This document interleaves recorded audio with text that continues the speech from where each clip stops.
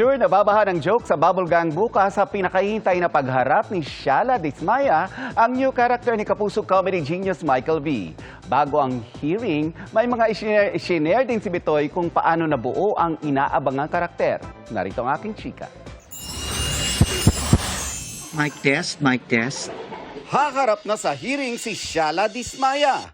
Siya ang bagong karakter ni Kapuso comedy genius Michael V. na mapapanood na bukas sa longest-running comedy show sa bansa, ang Bubble Gang. Abang na ang mga netizens at viewers kung paano babaha ng jokes sa Bubble Gang ngayong linggo sa pagharap ni Shala. Hindi lang daw pagpapatawa ang layunin ni Bitoy sa napapanahong pagsasabuhay ng karakter ni Shala Dismaya. Mamulat. Pero itong sketch namin, magulat lang. Noong una, nagdalawang isip pa raw si Bitoy na gawin ang karakter. Ayoko na nga magmuher eh. Actually, kaya lang syempre may clamor eh para dito sa character. So, we had to do it.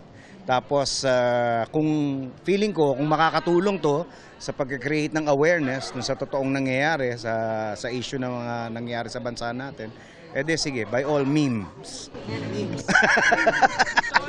Kampante daw ang Kapuso comedy genius na magiging entertaining at walang ma-offend sa paglabas ni Shala. Knowing the show naman, for yung 30 years na namin, na track record namin, never naman talaga kaming nang offend, never kaming nang yurak ng pagkatao ng mga tao. Ako especially, talagang nilalagyan ko ng limitations, kung ano lang yung pwede at hindi pwede. Abangan ngayong linggo, 6:10 p.m.